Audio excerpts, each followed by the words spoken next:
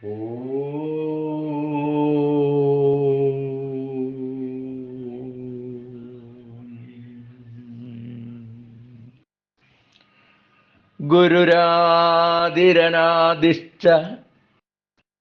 ഗുരു പരമദൈവതം ഗുരോ പരതരം നാസ്തി തസ്മൈ ശ്രീ ഗുരവേ നമഃ.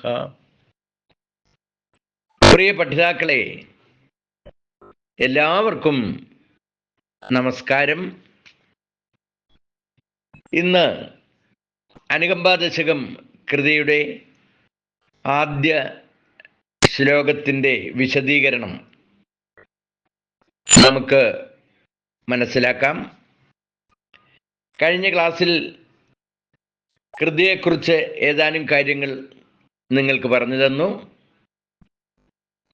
ഒന്നാമത്തെ ശ്ലോകത്തിലേക്ക് നമുക്ക് പ്രവേശിക്കാം. ശ്രദ്ധിക്കുക. ഒരു പീഡയെറുമ്പിനും വരുത്തരുതെന്നുള്ള അനുകമ്പയും സദാ കരുണാകര നൽകുകുള്ളിൽ നിൻ തിരുമൈ വിട്ടകലാതെ ചിന്തയും. സദാ എന്നാൽ എപ്പോഴും.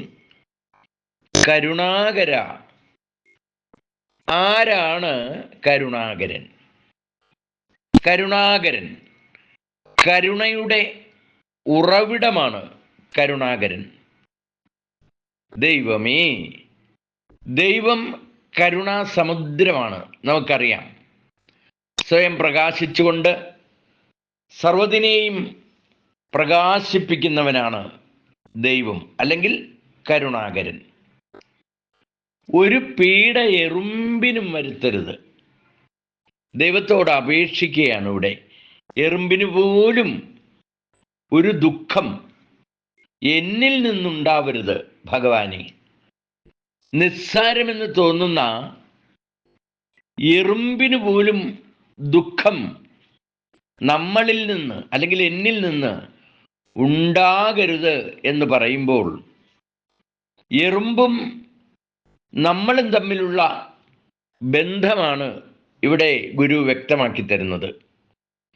രൂപം കൊണ്ട് നമ്മളൊക്കെ പലരും വ്യത്യസ്തരാണെങ്കിലും ആത്മാവ് ഒന്ന് തന്നെയാണെന്ന തിരിച്ചറിവിൻ്റെ പ്രതിധ്വനിയാണ് ഇവിടെ ഗുരു മനസ്സിലാക്കി തരുന്നത്.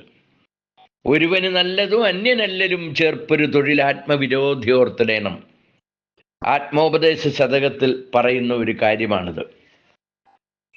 തൻപോലെ എറുമ്പാദിയെയും പാർത്തിടും അങ്ങയ്ക്കൻപോട് ഉലകർദ്ധിപ്പു ചിരായുസ് ദയാബ്ദേ എന്ന് മഹാകവി കുമാരനാശാൻ ഗുരുവിനെ കുറിച്ച് പറഞ്ഞിട്ടുണ്ടെങ്കിൽ, പാടിയിട്ടുണ്ടെങ്കിൽ എത്രയോ സത്യമാണെന്ന് നാം ഇവിടെ ഓർക്കുക.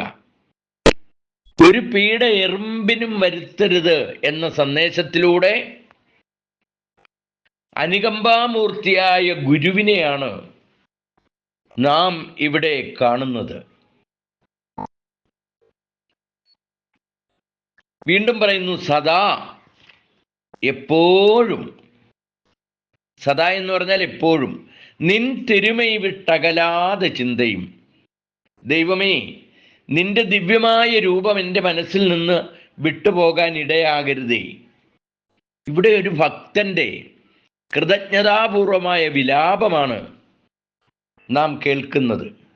അനുകമ്പാമൂർത്തിയായ ദൈവമേ, നിന്റെ അനുഗ്രഹമാണ് എൻ്റെ ജീവിതയാത്രയിൽ എനിക്കെല്ലാ നന്മകളും വന്നു ചേരാൻ കാരണമാകുന്നത്. മനസ്സിലാവുന്നുണ്ടോ? നിന്റെ അനുഗ്രഹമാണ് എൻ്റെ ചിന്തകൾക്ക് ശക്തി പകരുന്നത്. ആയതിനാൽ നിന്റെ സ്മരണ എപ്പോഴും എന്നിൽ നിറഞ്ഞു നിൽക്കുവാൻ നീ എന്നെ അനുഗ്രഹിക്കണമേ. എത്ര താഴ്മയോടെ ദൈവത്തിനോട് നന്ദി പറയുകയാണ് ഇവിടെ. ദൈവം നമുക്ക് വേണ്ടി ചെയ്യേണ്ടതും ചെയ്തു തരുന്നതുമായ നന്മകൾക്ക് നാം ഇവിടെ ദൈവത്തോട് നന്ദി പറയുകയാണ്. എണ്ണിയാലൊടുങ്ങാത്ത നാമം, അല്ലെങ്കിൽ എണ്ണിയാലൊടുങ്ങാത്ത പേരുകൾ അനന്തമായി അന്തരംഗത്തിൽ പ്രതിബിംബിക്കുന്ന രൂപങ്ങൾ, ഇവ രണ്ടും ചേർന്നുണ്ടാകുന്ന അനവധി വിഷയങ്ങൾ, ഇവയെല്ലാം ഒത്തുചേർന്ന ഈ പ്രപഞ്ചം ആലോചിച്ച് നോക്കിക്കേ. പ്രപഞ്ച അനുഭവമാണ് സംസാരബന്ധം എന്ന് പറയുന്നത്. ഈ സംസാരബന്ധമാണ് നമ്മുടെ ദുഃഖം. ദുഃഖം നമ്മിൽ നിന്ന് അകലാൻ ശുദ്ധമായ ബോധം നമ്മിലേക്ക് വരണം, അറിവ് നമ്മളിലേക്ക് വരണം. മനസ്സിലാവുന്നുണ്ടല്ലോ? ബോധത്തിന് മാത്രമേ സകലതും അനുഭവിക്കാൻ കഴിയുകയുള്ളൂ. ജഡത്തിന് ഈ ഉന്മ അനുഭവിക്കാൻ കഴിയില്ല. അപ്പോൾ ശുദ്ധമായ ബോധത്തോടുകൂടി ഈ പ്രപഞ്ചത്തെ അനുഭവിച്ചറിയാൻ നമ്മൾ യത്നിക്കുമ്പോൾ യഥാർത്ഥ ആനന്ദത്തെ അനുഭവിക്കാൻ നമുക്ക് സാധിക്കുന്നു. ഈ പ്രപഞ്ചത്തെ അറിയാൻ ആഗ്രഹിച്ചുകൊണ്ടുള്ള അന്വേഷണത്തിലൂടെ യഥാർത്ഥ സത്യത്തിൽ എത്തിച്ചേരുകയും എല്ലാം ഒന്ന് തന്നെയാണെന്ന് മനസ്സിലാക്കിക്കൊണ്ട് രാപ്പകൽ വ്യത്യാസമില്ലാതെ സഹജീവികളിലും തൻ്റെ ജീവൻ്റെ തുടിപ്പുകൾ കണ്ടറിഞ്ഞ് സഹായിക്കുന്നവനാണ് കൃപാലു. അങ്ങനെയുള്ള അനുകമ്പാശാലികളായ ഭക്തന്മാർക്ക് അളവില്ലാത്ത ആനന്ദം കൊടുത്ത് അനുഗ്രഹിക്കുന്ന ദൈവത്തിനെ കരുണാകര എന്നല്ലാതെ എന്താണ് സംബോധന ചെയ്യേണ്ടത്? ആലോചിച്ച് നോക്കിക്കേ. അപ്പോൾ ഇവിടെ കരുണാകരൻ കരുണയുടെ ഉറവിടമായ ദൈവം തന്നെയാണെന്ന് നമ്മൾ മനസ്സിലാക്കണം. ആത്മോപദേശ ശതകത്തിൽ ഒരു കരുണാവാനെ നമുക്ക് ഗുരു കാണിച്ചു തരുന്നുണ്ട്. അപരനു വേണ്ടി അഹർനിശം പ്രയത്നം കൃപണത വിട്ട് കൃപാലു ചെയ്തിടുന്നു എന്ന് പറയുമ്പോൾ സ്വാർത്ഥതയെല്ലാം വെടിഞ്ഞുകൊണ്ട് കൃപണനാകാതെ ആത്മാനുസന്ധാനത്തോടുകൂടി കൃപാലുവായി തീരാൻ നാം യത്നിക്കണം. ഈ സാധനയാണ് ഭക്തി എന്ന് പറയുന്നത്. ഭക്തിരാത്മാനുസന്ധാനം എന്ന് ഗുരു പറഞ്ഞിട്ടുണ്ടല്ലോ. എന്താണ് ആത്മാനുസന്ധാനം? ആത്മാവിനെ അറിയുന്ന പ്രക്രിയയാണ് ഭക്തി എന്ന് പറയുന്നത്. ദൈവം പകർന്നു തന്ന എരിയായ ആത്മാവ്, ഈ എരിയാണ് എല്ലാ ജീവികളിലും നിറഞ്ഞു നിൽക്കുന്നത് എന്ന ബോധം നമുക്കുണ്ടാകുമ്പോൾ മാത്രമാണ് അനുകമ്പ എന്ന വികാരം നമ്മളിലേക്ക് വരുന്നത്. മറ്റുള്ളവരെ ദ്രോഹിച്ചാൽ അത് തന്നെ ദ്രോഹിക്കുന്നതിന് തുല്യമാണ്. മറ്റുള്ളവരെ സഹായിച്ചാൽ അത് തന്നെ സഹായിക്കുന്നതിന് തുല്യമാണ്. താൻ ജഡശരീരമല്ലെന്നും ആനന്ദസ്വരൂപമായ ബോധമാണെന്നും ആത്മാവാണെന്നുമുള്ള അറിവാണ് നമുക്ക് വേണ്ടത്. ആ അറിവാണ് ആത്മാനുസന്ധാനം. മനസ്സിലാവുന്നുണ്ടോ? അതേപോലെ തന്നെ തന്നിൽ പ്രോജ്വലിക്കുന്ന ആത്മാവ് തന്നെയാണ് മറ്റ് ജീവികളിലും ഉള്ളത് എന്ന് മനസ്സിലാക്കുമ്പോൾ എല്ലാം ഒന്ന് തന്നെയായി കാണാൻ നമുക്ക് സാധിക്കുന്നു. ആ അനുഭവമാണ് ബ്രഹ്മാനുസന്ധാനം. ഈ രണ്ട് ചിന്തകളും കൂടി ചേർന്നതാണ് ഭക്തി എന്ന് പറയുന്നത്. അതല്ലാതെ നാം നിരന്തരം ഭഗവാനെ ഉരുവിടുന്നത് മാത്രമല്ല ഭക്തി. എല്ലാം ഒന്നായി കണ്ടുകൊണ്ട് ലോകത്തിന് വേണ്ടി ജീവിക്കുക, ലോകത്തിന് വേണ്ടി പ്രാർത്ഥിക്കുക.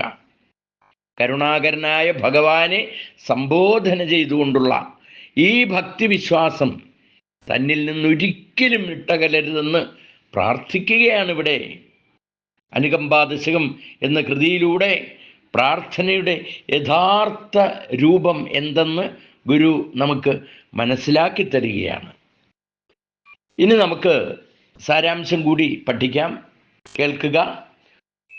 ഒരു പീഡയെറുമ്പിനും വരുത്തരുതെന്നുള്ള അനുകമ്പയും സദാ കരുണാകര നൽകുകുള്ളിൽ നിൻ തിരുമൈ വിട്ടകലാതെ ചിന്തയും. കരുണയുടെ പൂർണ്ണ രൂപമായ അല്ലയോ ദൈവമേ കരുണാകര, എൻ്റെ പ്രവൃത്തി മൂലം ഒരു എറുമ്പിന് പോലും ദുഃഖമുണ്ടാകാൻ ഇടയാകരുതേ. എപ്പോഴും ഈ ഒരു കാരുണ്യ ചിന്ത എന്നിൽ ഉണർന്നിരിക്കണമേ. ഭഗവാനെ, കരുണാകരനായ കാരുണ്യമൂർത്തേ, ഈ ചിന്ത എപ്പോഴും എന്നിൽ നിറഞ്ഞിരിക്കണമേ. അതോടൊപ്പം അവിടുത്തെ ദിവ്യമായ രൂപം എന്നും എൻ്റെ മനസ്സിൽ നിൽക്കാനുള്ള അനുഗ്രഹവും നീ എനിക്ക് നൽകണമേ. എൻ്റെ മനസ്സ് ചഞ്ചലമായി പോകാതെ നിന്നിൽ പരിപൂർണമായി നിറയേണമേ. ഇതാണ് ആദ്യ ശ്ലോകത്തിൻ്റെ സാരാംശം. ഇവിടെ ഓരോ പദ്യവും പഠിക്കുമ്പോൾ വ്യക്തമായി മനസ്സിലാക്കിക്കൊണ്ടുവേണം അടുത്ത ഭാഗത്തേക്ക് കടക്കുവാൻ. അതുകൊണ്ട് ഞാൻ എപ്പോഴും പറയും, ശ്രദ്ധിക്കുക.